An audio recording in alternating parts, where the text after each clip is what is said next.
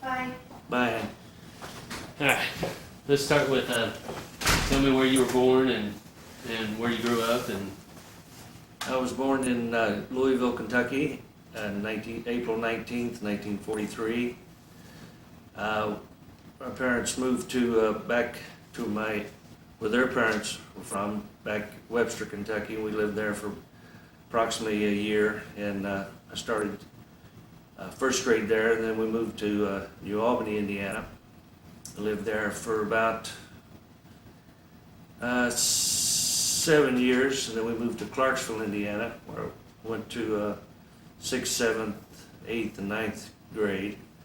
And then we moved to Paducah, Kentucky, and I went to high school there in Paducah in McCracken County for 3 years. Then I went on to college at Western Kentucky in Bowling Green and stayed there for 4 years. Why did y'all, what was the reason that y'all moved each time? My dad, he was kind of a nomad. He would move at a drop of a hat. He never really had a career that he wanted to follow through on, and he was never out of work, never wanted for a job, but for some reason he enjoyed moving around and starting a new challenge. Yeah. And took the family, and we gladly went with him. So by the time, like, each move, like, what'd you say when y'all moved to New Albany, how many brothers and sisters you had then? I mean, the family was growing as... Yeah, my sister, she was also born in Louisville, and then the next one didn't come along till we were in New Albany, and my middle sister was born in New Albany, and so was my youngest sister. My brother was conceived in Paducah. Hey,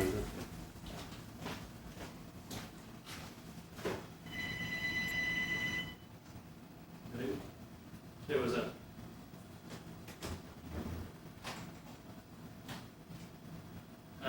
They're going to be taking naps in just a minute. Can we call you when they get up from their nap? Yeah, probably. Yeah. Okay. Yeah, I'll call us back around 4. Make sure they're awake. Alright, bye.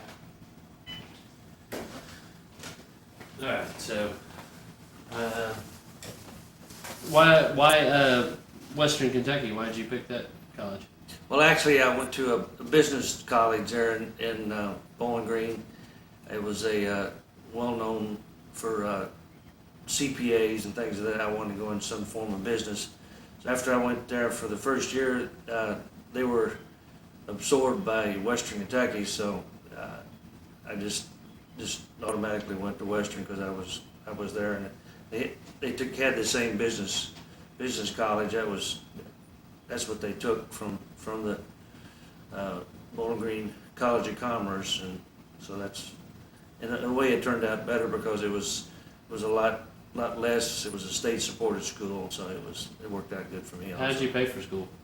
Well, from the time I was 6 years old, I worked on the farm, and my grandparents had given me money for different things, and I always had a cow or some pigs or something. I got the money for that, so I had some savings, and of course I worked several different jobs when I went to school in the summers. And Yeah. I got a little help from my folks and a little help from my grandparents, and I worked and I had savings. So. Did you have to work during school? Yes. While you were at school? Yeah. What kind of jobs did you do? Well, when I first went to school, I had a job at a boarding house, and actually all I got out of it was my meals. I went over at 6 o'clock in the morning and worked for about an hour and a half. And I would come back at noon and work for an hour, and then in the evening I worked for about an hour. So all I got out of that was my meals. Then I worked for amusement park for a while, and then I finally got on at the university, and I worked about 25 hours a week. Yeah, that's good. So what was your degree? Business administration. And tell me about, what did you do at college? I mean, what did you do for fun? Well, I was in a fraternity, and I love sports, so we had a football team, a basketball team, a softball team, a bowling team, so I did all those. I worked 25 hours a week and was very active in the fraternity. And most of the time, I had a regular girl, and then on the side, I went to college, I guess. So tell me about meeting Mary Beth.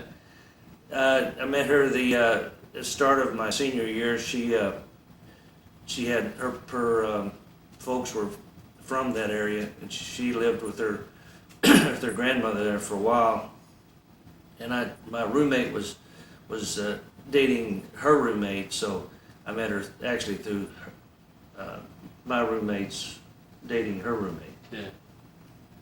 And how long did y'all date? And Oh, we started off the first year and went all the way through, and at the end of the year she left, and quite honestly, we both kind of thought we may never see each other again because I had to go to summer school to take a couple courses that I didn't do well in. So about halfway through the summer, I decided to go down and visit her. I guess it was the 4th of July, and at that time I proposed to her and went back, and then about a month later I came back. And at the time, that was during the Vietnam War, and it was all of a sudden it was hard to get a job because everybody felt like that, your employers felt like that, they didn't want to hire you because you start working, then you'd be drafted, and then you'd be gone. But as luck would have it, she had worked for the SS Kresge Company, and I got a interview with them, so I started in with them, and we stayed about 6 months there in Atlanta. Then I was transferred to Chattanooga, and I worked there for about 6 months. And then after that, we went back to Paducah just to visit some friends. And as luck would have it, I stopped into the local draft board, and they had pulled my folder, and I had 2 weeks to make up my mind whether I wanted to be drafted into the Army or try something else. So I looked at several options, and as it come out, I just joined the Marine Corps, and that was that story. And I was gone for 2 years and come back and started back with SS Kresge. And by that time, the Kmarts were very prevalent, so the rest of my career was with Kmart. So when you started working for the Kresge company, what job did you have? Well, everybody started as a trainee. You were a trainee for the first 4, 5, 6 months. Then you got your first assignment as assistant manager. And then that's when you transferred to Chattanooga Mm-hmm. as assistant manager. That's great. And then, so you went off to the Vietnam, but when you came back, I mean, because I want to talk about Vietnam all together, but when you came back, they held a job, or they just... Yes, they were very good, actually. They paid me for 2 weeks vacation, and asked me, I told them I'd like, because by that time Mary Beth had started working in Atlanta, so they were nice enough to put me back into Atlanta. So I was in one of the local Kmarts in Sandy Springs, which is part of Atlanta. Started to work there. And then that's where y'all lived whenever you went off to the Marines from Atlanta? No, that's where when I came back. Oh, when you came back, that's where you started. So Mary Beth's folks were living in Atlanta. She lived with them for the 2 years. Yeah. So you were in the Marines for 2 years, but you were only in Vietnam for a year and a month. 13 months. Okay. Because you had training up until that time, or boot camp. And Yeah, we went to Paris Island for 8 weeks. Then we went to Camp Lejeune, which is in North Carolina. We were there for about 4 weeks, and then they shipped us out to the Camp Pendleton. And at that time, that was more or less a staging area. So I was there. You really didn't know you'd had a week notice if you were going to be shipped out to Vietnam. So I called Mary Beth after I took my advanced jungle training and told her that I could be there for the duration of my enlistment, or I could be there for 2 weeks. So she decided to jump in the car, and she came on out. And we lived in Oceanside, and she worked for the government, so she had an opportunity to get a job in San Diego. So she commuted every day to San Diego and back.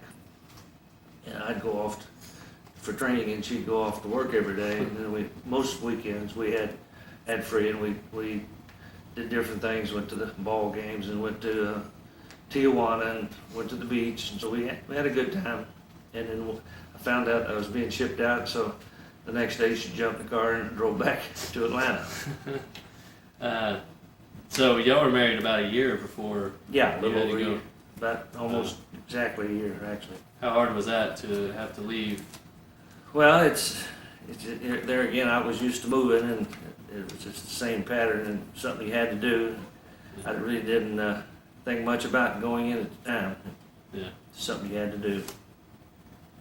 How much did you know about Vietnam before you went? I mean, was it your expectations matched what it was? I mean, did you know that it was going to be as horrible as as it was, or was it kind of a surprise that it was as bad as it was? Well, while I was in college, of course, as the guys flunked out or quit school, it was pretty much the first thing that happened to them. They'd be drafted, and at that time we had the draft.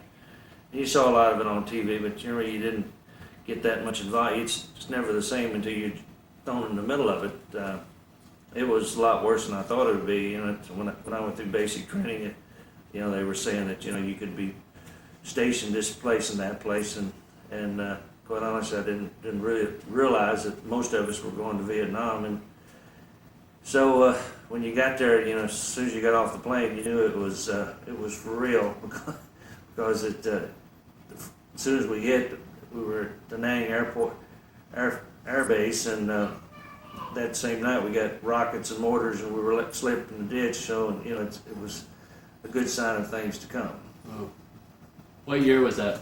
You said you went in what, August? That was in '67, August of '67, and I came back the end of August '68. And that was pretty much the worst fighting of the whole war. Yeah, I was fortunate enough to be right in the middle of the Tet Offensive, which was when the war really got real, and I think it was basically the beginning of the end as far as trying to salvage South Vietnam from the communists. Yeah. So, without knowing the geography and stuff, could you explain to me where you were during Vietnam? I mean, from you came into Da Nang and then north to. Well, Da Nang is. I was never that far from Da Nang. Da Nang was about a third down from the DMZ, and we had a base camp where the whole battalion worked out of, and then from that we worked out in companies and for different parts, different hills, different hillsides, different areas, different small villages. We'd set up a post and be there, for probably most of the time for a month at a time, then we'd rotate on to someplace else. A lot of times we really didn't know where we are. They put us in helicopters, or we'd all saddle up and just walk to a place, and we thought probably at some time or another we were probably in Cambodia and maybe even Laos, because when they bring you into the choppers, you really didn't have much idea how far you were really going till you sit down, and quite honestly you didn't have the reference points or road signs to actually tell where you were, so you just kind of did what you were told and kept your head down and hoped you get back to the next job. Yeah. When you explain to me, the battalion is the largest group, right? Yes. So when you got down to the smallest group of people that you had, is a company? No, it was sectioned. We were in mortars. And, several times we went out less than a company. We were in Charlie Company, and it was mortars and headquarters, and most of the time we took our guns. We had 4 guns actually for the battalion. Most of the time we split up. Took 2 would go with one section of the battalion, and 2 would go with another. We carried rounds. Most of the time we walked most of the way, and the ground soldiers would usually carry 1 or 2 rounds for us, so we'd have enough. Once you get out there, you needed a lot of illumination rounds, and those rounds would go pretty quick. You'd have 50 rounds of either illumination or just like an artillery type round. Most of the time we provided illumination, which is very important when you were out there in the middle of nowhere when it's pitch dark, because you tried to save them, for emergencies and use them sparingly. And then once we knew we were set up in a place where they'd drop us off some additional rounds by helicopter most of the time. Now, how many people in your section? Well, the sections, that was another thing. A section would have two guns, and you're supposed to have a staff sergeant as the section leader. Then you'd have about 8 men, and when you went out to in the field, you'd take a piece of the gun and 2 rounds. The section leader normally just carried a couple rounds, and then had 2 big pieces of the base plate and 1 piece of the gun itself, and then the poles that you lined up your sight in with. One of the other guys would have that, and then the other 2 guys would carry 2 or 3 or 4 rounds of ammunition. We all, with the backpack, you usually had anywhere from 50 to 75 pounds on your back. And that made for fun when you was walking 15 or 20 miles over the rice paddy dikes. It was always fun to be at the end, because after people would cave in the sides of the rice paddy dikes and fall and bust their can in the water itself, and then they'd get back up on the dike and drag the water, and it get pretty slick, and it was especially fun at night. How did you? It got pretty miserable at times, the heat, and a lot of times you'd be sniping at you, and you really didn't care if you got hit or not. You might get some kind of relief from the misery that you were in, actually.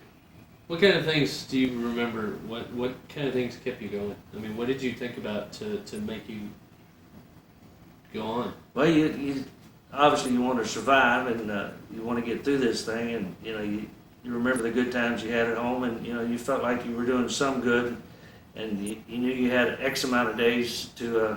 You counted every day, and sometimes you counted every yard towards the end. If you had 12 months to go, you really didn't worry about it. But when you got into a couple of months to go before you were going to be shipped back to the United States, well, every day seemed to be more important to you, and you started thinking about actually going home. At first, it was kind of hopeless feeling, but you had in the back of your mind that someday you were going to get out of there. And towards the end, you always wanted to stay back in the rear, but when you went out, with a week or less to go, that's when you really got nervous, and that's when a lot of guys just, it was very trying at the end, trying to survive and trying to stay out of harm's way, I guess. No, were they? Because I know now that there's been a lot of talk about, that they changed their, they're going to go home, and then it doesn't happen. Did that ever happen? I mean, no. If they said you were going, No, you were going. The Marines were 13 months. And, at the end of 13 months, you went home. And if you enlisted for 2 years or 3 years, you knew if you had less than 13 months, you wouldn't be coming back. There was a lot of pressure put on you, with promotions and guarantees that if you re-enlisted for another 2 years, and obviously most of those guys would come back at a later time. But if you were just a draftee for 2 years, you had one tour, and that was pretty much it. Yeah. Who were your closest friends? Did you make any really good close friends over there? Well, that was one thing about what you don't have as compared to the people today. The people today are in the reserves or in units out of their hometown. It was pretty much like it used to be in the all-volunteer Army, and that's what it is now, that you would go with people from your own area.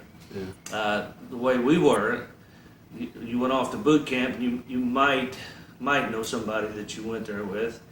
After you went through boot camp, then you go on to advanced training in North Carolina. Then you could be split up then, and once that happened, once you get out of that, people went in every direction. And then when you went to the staging area, like in Camp Pendleton, they'd call you up 1 or 2 at a time So you might be with somebody that you went to boot camp with, but then when you get to Vietnam, you were all busted up again because, you know, two guys would go to this battalion, two guys would go here, and two guys would go there, one guy would go somewhere else. So it was rare when you know, in times, you know, where you'd see people that you knew from boot camp, and you were only with them for 8 weeks, so it was hard to develop any kind of a relationship.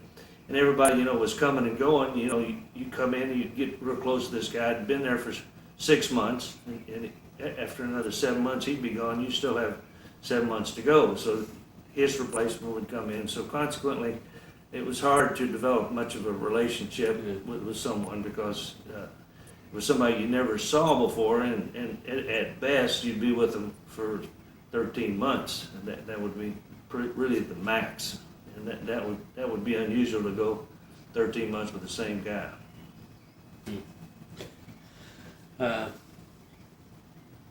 What was the scariest thing that happened that you can think of? What was the scariest situation you were in?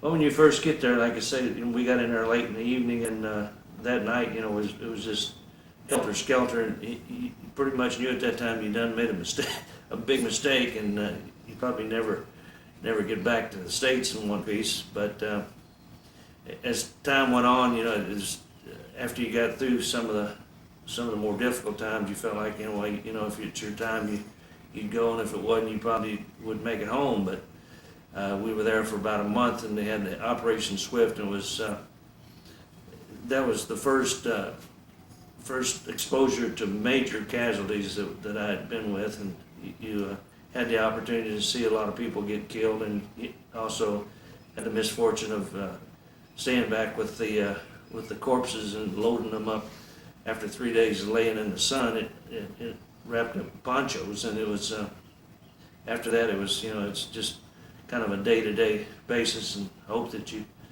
good luck would stay with you. And you feel like after that experience, there wasn't anything that was really going to shock you? No, I pretty much had seen it all, and after a month, you're pretty hardened criminal, if you would, I guess, and you felt like that you wouldn't see and wouldn't go through anything much worse than that, and if you made it through that, good chance you'd make it through the rest of your tour. But, you know, it felt like, you know, when you see the numbers, it didn't look good number-wise, that you wouldn't somehow get seriously wounded or killed in 13 months of that, when you've seen so much in 1 month. But it played out, and it played out for the best, actually. Tell me about growing up on the farm, or spending time at Ma's farm, or tell me about Ma. And Well, I was the first of 5 children in my family, and my dad's mom and dad had a farm in which we were never more than 100 miles away from, I guess, when I was growing up.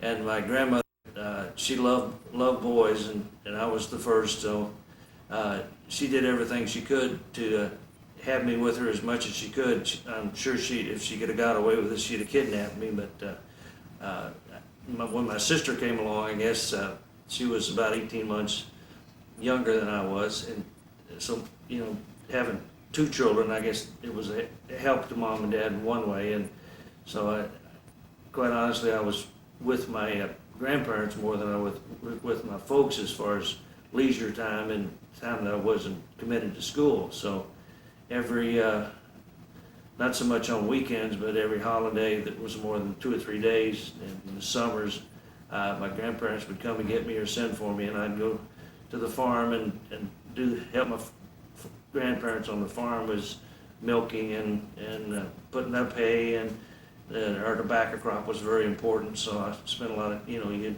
plant the tobacco, and you'd care for it and sucker it, and then you'd cut it and put it up in the barn, and then you'd have to dismantle it and get it ready for sale. So it was a lot of good experience, and it was a lot of memorable things that happened on the farm. It was good growing up to have exposure to the farm, and a lot of the experiences, like I say, when I went in the Marine Corps, I was 22 years old, had been through, time on the farm and had been away from home and been away from my parents and going away to school and the experience of college and all, it gave me a lot better foundation as far as emotionally and than some of the kids that come right out of high school, 18 years old, and went to Vietnam, because I felt like I was adult and grown up and pretty well mature emotionally and mentally, and a lot of these kids, quite honestly, was not. And that had a lot to do with, I think, my survival.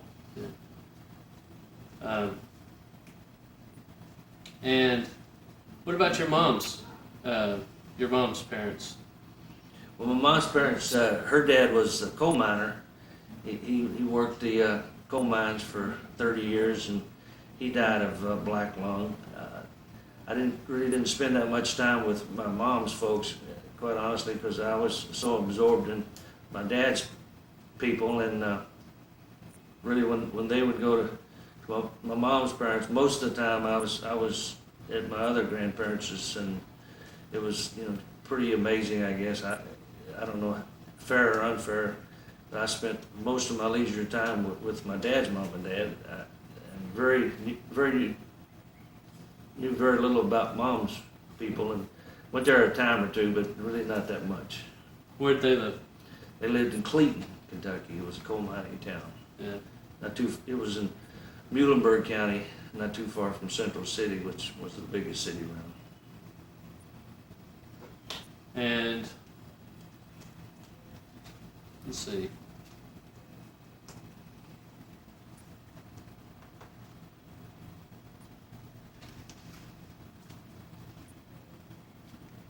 Where all did you live after you came back?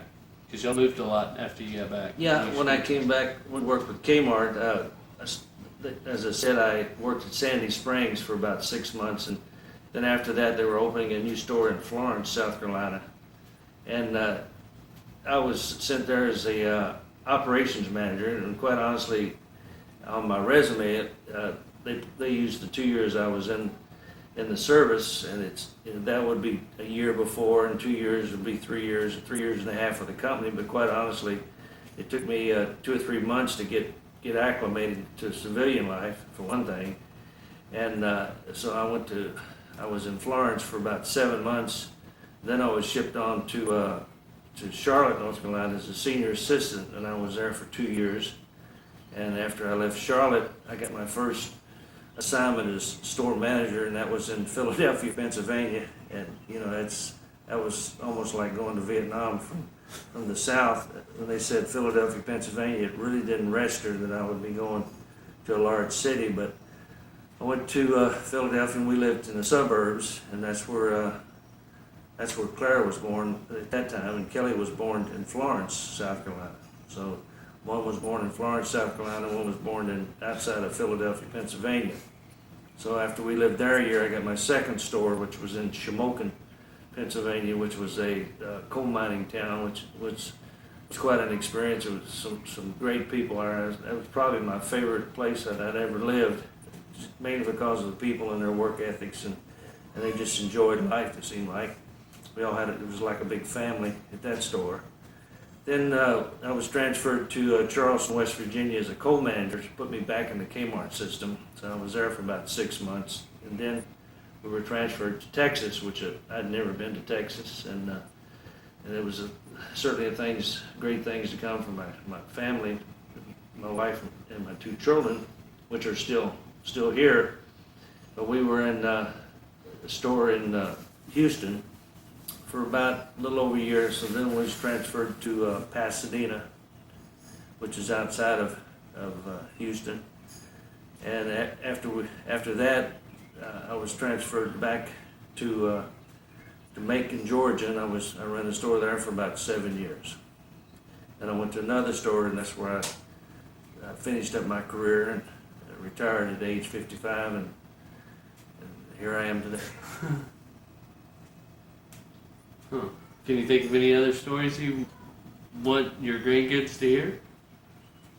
Well, when as we were growing up in Kmart, we had a lot of fun. I thought traveling, because we went to a lot of different places, and we got to meet a lot of people and got to see a lot of different parts of the country. and it was fun. I think it's when we were transferring the most, the kids were smaller and they went along with it. But again, when we went to Shamokin, Pennsylvania, we had a great time because we had a lot of picnics and a lot of get-togethers, and it was just like a big happy family. Yeah. Well, I can't think of any other questions. I think that's pretty good. Okay. Ouch.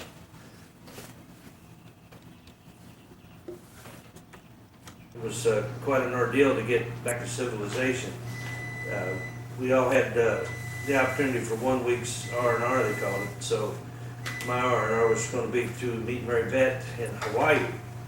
So things were, at this point was pretty hairy, and it was hard to get much done and to travel. Travel was extremely difficult. Most of the traveling was done by convoy, and to get back, unless you were lucky enough to get a chopper back, which for an ordinary person was out of the question basically. So you had to catch a ride on a convoy and get back into Da Nang. So we were back. I forget exactly where we were, but we had to get back. First, I had to get back to where our battalion was located, and then I could hook up to a convoy. And you do that, it was a lot of mines on the road, and there's a lot of sniping going on at that particular time. So finally worked my way back to Da Nang, and at that time I was in the last. I think that was the last week the commercial airlines went in and out of Da Nang because it got so bad as far as rockets and mortars and the enemy infiltrating the town itself. They had always been able to rocket and mortar, it's kind of a hit and miss type of thing, but this was pretty well planned and scheduled type of attack. So got into Da Nang and found out it was going to be difficult for me to get out of Da Nang on a commercial flight to get to Hawaii. So I was supposed to leave the next day, and as luck would have it, it took me 3 days to get out of Da Nang. So when we finally did get out of the country, we got into Hawaii, and the last thing we checked out, and guy said, well, you got here 3 days late, so chances are you'll be leaving 3 days late. Jeez. Because you'd only have 4 days left on your R&R. So I said fine. So I met Mary Beth, and we did our thing, and I put her on a plane. She was able to extend her stay, and she left, and the next day I assumed I was going to check in and fly back to Vietnam in Da Nang somehow. So we did our thing, and she left, and I got back in there that morning and checked in, and the guy said, "You're supposed to have left 3 days ago." I said, well, I was told, it was my understanding, that because we were 3 days late getting here, we'd leave 3 days late. Well, 1 day is, in paradise, it's worth a whole lot. So I said, well, what do I do? I'm in big trouble. He said, no, you'll just have to report every morning because the planes are pretty filled. And it was like 3 other guys that did the same thing. So he said, you guys, there was a base there that we were to stay at. And, basically we check in the first thing in the morning, and the rest of the time would be, do what we wanted to. So we check in the next day and stay around for about an hour or two. And there was no opening, so they'd say, well, you guys leave and come back tomorrow. So that went on for, like I say, for 3 days. And so when we took off, there was no more commercial airlines flying into Da Nang, so we went to Saigon, which was way south of Da Nang, and it was somewhat safer. The further south you went, the safer it was as far as the North Vietnamese. So I got in there, and I said, told them I needed to get back to Da Nang and get out to my unit because I was already 3 days late. Well, they said, that's not going to be easy. We're going to have to get you on the C-130 and get you back one of the resupply planes and get you back, and then you'll have to get a convoy to get out to your unit. So I waited. It took me 2 more days to get back to Da Nang. I got on a C-130 with a bunch of supplies that were going to the troops up in the northern part of Vietnam. And when I got into Da Nang, he said, well, you know, the convoys are really catching the devil from snipers, and, you know, it was real hot, you know, it just wasn't, it was about 10 days later, and it really wasn't the same place, it was just real helter-skelter. So I did get out the next day or two, and so I was really concerned when I got back to my unit in the battalion headquarters.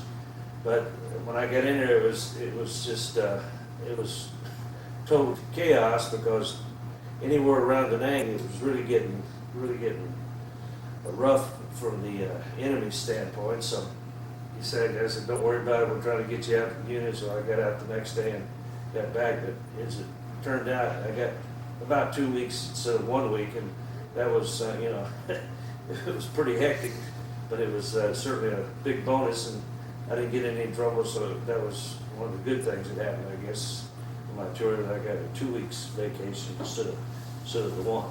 How far into the time was this? Well, I think it was probably in February, so it was about the middle, February or March. That was the only break that you got? Well, sometimes when they had many R&Rs, which amounted to two day, they would say, you know, when we had an operation that was pretty extensive and pretty bad as far as casualties and all, that they would send you back to Da Nang, and they had, you know, the South China Sea was beautiful, but they would send you back to the back, and which we call the rear. But after the Tet Offensive, it was difficult to find the rear, because it was pretty much all front. Back before the Tet Offensive, Saigon, the guys that were in the Army and the Air Force, they may never be shot at. They might do a little bunker guard duty, but for the most part, they saw very little, if no action from the enemy, because, you know, the enemy was still trying to work their way down from North Vietnam and working their ways in through Cambodia and Laos. And up until that, the Tet Offensive, Da Nang was fairly safe. You know, these guys would actually go home, go to work, and do what they did, whatever they did, shipping or working at the air base, and, you know, they'd go home and be living off base, and have a mama's on, and she'd do the laundry and cooking, and, you know, it was just like a 9-to-5 job, some of these guys. But after the Tet Offensive started, it really tightened up. Most everybody had to live on a base, and had to be in a secured area, because it wasn't safe to be in with the population. Yeah, I didn't really. I went to look up a map to see Da Nang was really far north. Yeah. Well, you see Phu Bai, Way City, I was in that area. That would be probably what? That would be northeast of Da Nang. Way is Hue. Yeah. Okay. Yeah, I see Way. That was even farther. Phu Bai. That Phu was. Bai's not on here, but it's all on the coast too. I mean, Well, the upper part was pretty narrow. It didn't take long to get, you know, from one side to the other, and it was long. And they had a Highway 1 that went all the way from Saigon all the way up to the DMZ, I guess. That was really the only roads that you could go from north to south. So the Tet Offensive, as it shows on this map, was basically that they came all the way through Cambodia and then just pushed all east. We had a DMZ like they do in Korea, and those guys that were on there, it was constant sniping, shooting, and mortaring, and back and forth, and that was the worst duty of all of them. You were in constant contact with the enemy, directly or indirectly. And for the south, you went, the better off you were, but they had what you call a Ho Chi Minh Trail, and it would sneak around Vietnam and come into different parts of the country, like obviously like they were doing in Iran. Or Iraq. They sneak around the side. It's not, you know, you can't really tell where they're coming from. Well, or like Afghanistan, where they can hide in in Pakistan and then attack. Yeah. But you can't really. And that was the deal in Cambodia, right? Yeah, I they'd mean, sneak because- across the line, and supposedly, we were not to go into Laos or Cambodia. Yeah. Obviously, we did, but you wasn't supposed to. That was a safe haven for them. If they got back across the border, supposedly that we couldn't touch it. Yeah. And it's, it was really an unfair situation that they get support from these other countries directly or indirectly, and they really couldn't stop them, and for the Yeah. most part, they didn't care. And when was it that's that they finally? 'Cause Saigon was the center of U.S. operations. Is that where the headquarters was? Well, originally, Da Nang was really the hub, and then they moved down to Saigon, and Saigon was the capital, and that's Ho Chi Minh City now, I guess. But as the war went on, things went further south, and in the end, nothing was secure, and that was probably the last place to fall, our embassy in Saigon. What year was that? 70, 74? I think it was 71.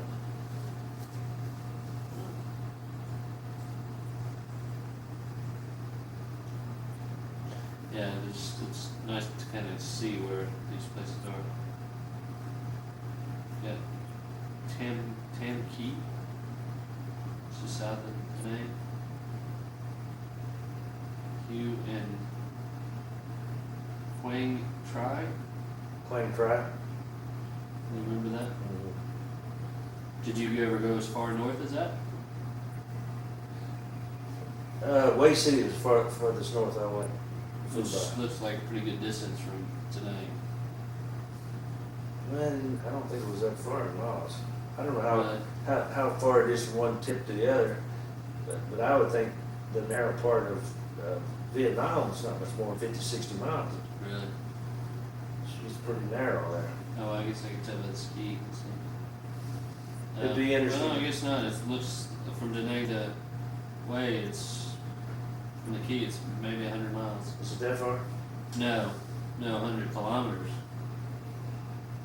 Yeah, 100 kilometers. So not even that. Probably less than 100 miles. Gee, so how far out do you think you ever went from? Is that where you were most of the time? Was Way City? No. Pretty close. Well, Fubai was close to that. I was on a hill one time for 30 days, and the only way you could get in supposedly was by helicopter. Everything was barbed wired and mined on the side of the hill. And our responsibility was when they mortared or rocketed Fubai, we had an angle. We had mortars, and we had a 105 there that we could shoot and be counterattack, kind of protect. We were in another place one time along Highway 1. That's what we did. There was an Army facility on the beach, right off the beach, and we were on back off the top of a hill, and that was our responsibility to cover these guys where their mortars couldn't reach, and we were on the higher part. Of course, the higher you get, the more distance you get. The mortar only went about 1.5 miles, so you couldn't fight off an offensive too far away. So it was a short range artillery, I guess you'd call it. You told me yesterday. What was the closest call that you had when you were in Vietnam?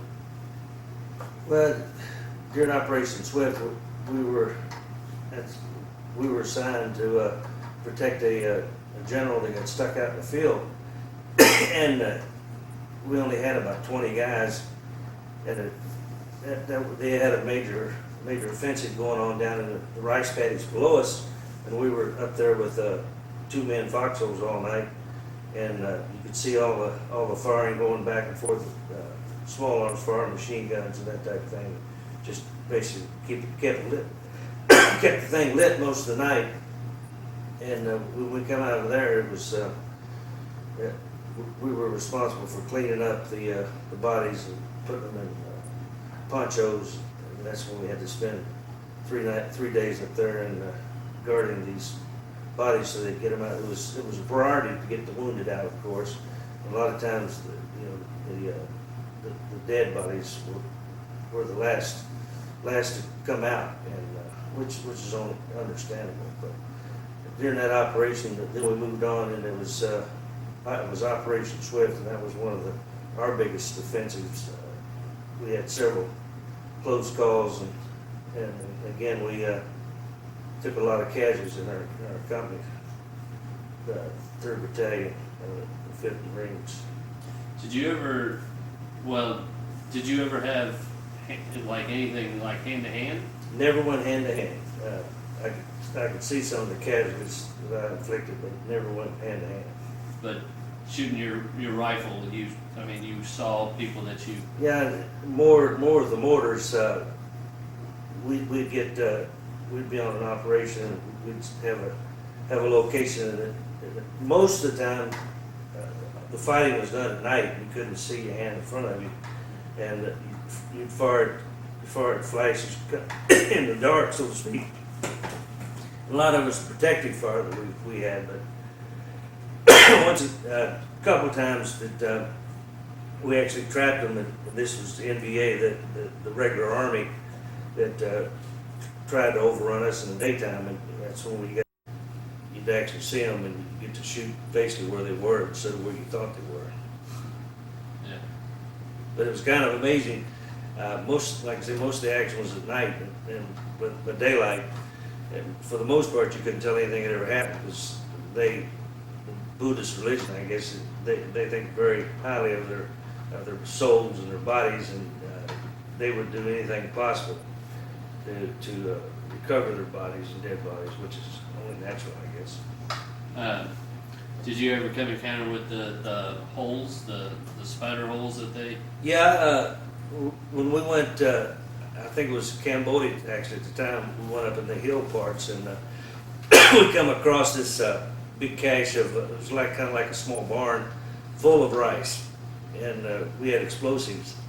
So we set off explosives, and down below it was a pretty good sized creek. It was amazing. We came by there the next day, and all the rice had swollen up, and it was pretty funny. But this was a major rear area for these people, because they had bunks and tunnels and different things, and obviously they were there to relax and rest until they went into combat. Anybody in your company ever have to do that? Yeah, we had they call them moles.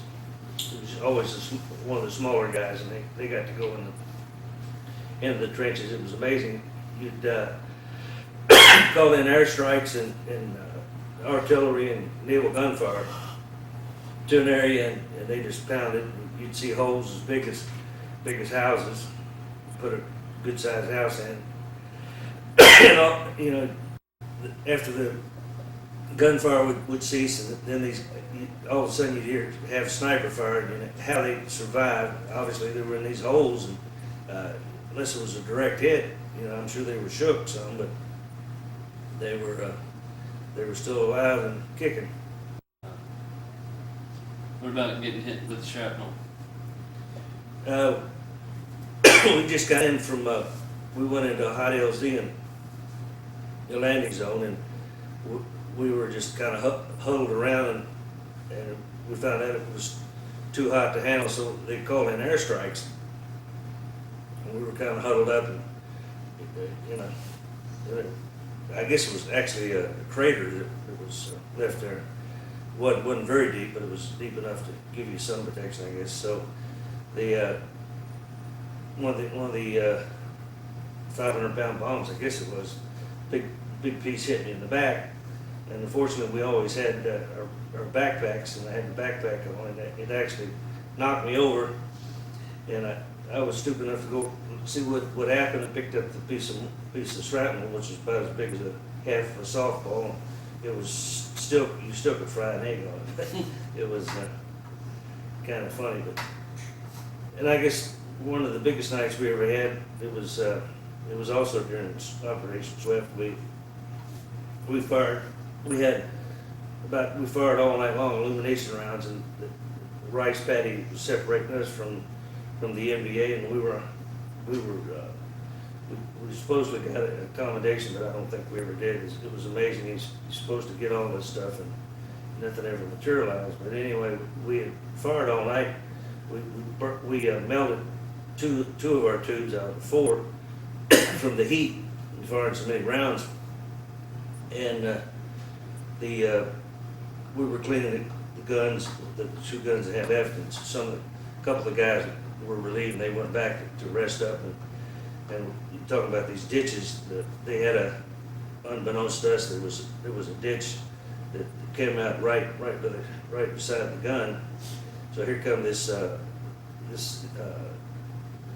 North Vietnamese soldier, and he strafed one of my buddies. He just laid down to get a rest. So there's about 3 or 4 of us there. Our FO, which carried a shotgun, he was the first to find the guy, and he took care of that problem for us. But there again, that could have been me laying there taking a little rest as easy as it could have been a guy named Harry Altwell. I'll never forget, was a good buddy of mine that I've been with for about 6 months. But there's, like I said, it's the further you got into your tour, the more cautious you seem to get, because you can see a little daylight at the end of the tunnel, and that was important to you. Yeah. You wanted to be the ammo sergeant, which he's the one that gets the gear ready for you, and the ammunition and stuff, and ship stuff to the people out in the field. So everybody wanted that job when they got short.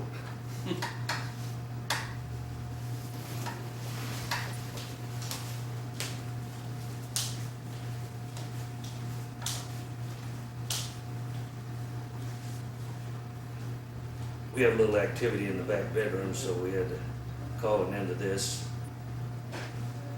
I think they're coming over the walls and sneaking under the rails. And Lord only knows what's going to happen next.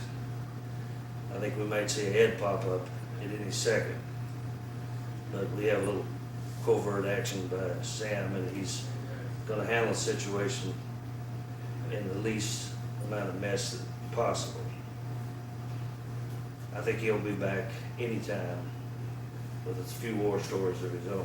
Because those kids can get pretty rough, and you never know what's going to happen. Even as I speak, here it comes. That's enough.